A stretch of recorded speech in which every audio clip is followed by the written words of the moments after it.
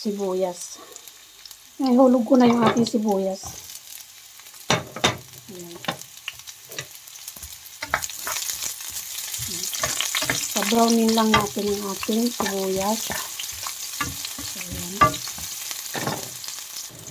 Ayan, ma-brown na yung aking mga pangsahog. So, lagyan ko na sa ng tubig. Ito pala yung aking ginawang sabaw. Mega sardines. Ayan. Ayan.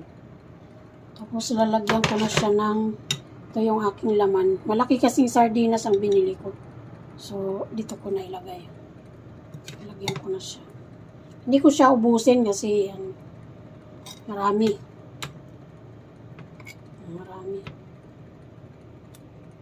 So, ayan. Tapos, ayan, lalagyan ko na ng aming pampalasa. So, ito. Taktakan na natin. Para na, sarap. At ating haluin. Ayan. Tayo lang natin kumulo, saka natin ilagay ang aking spinach. So, ayan, kumukulo na siya. So, ihulog ko na yung aking spinach. Mukhang marami ang aking spinach. So, ayan yan. Masarap yan.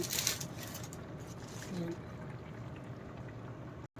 So, ayan na yung aking sardinas na may spinach. So, luto na siya. Ako'y kakain na maya-maya. Hindi ko kasi masyadong nilalaga to. Para ano lang siya. Half cook.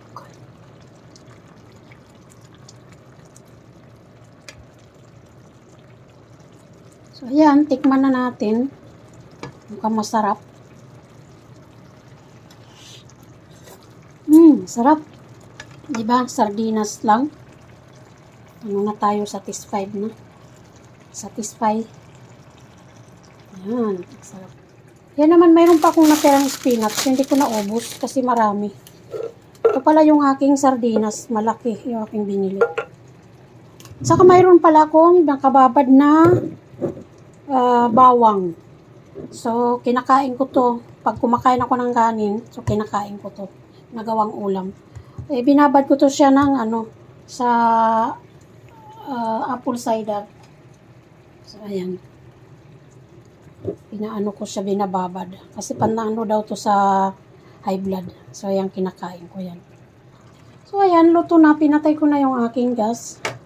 Aking oven. So, luto na yan. Ready to. At mayroon pa akong natirang sardinas. Ayan. Pakitan ko lang yan at ito ilalagay ko sa ref. At higit sa lahat, kanin is life. So, luto na yung aking kanin. Ayan. So, ayan na yung aking pagkain. Naka-ready na. Kain po tayo. Maraming salamat po sa aking mga subscriber at sa aking mga viewers. Thank you po sa inyong lahat. Bye-bye!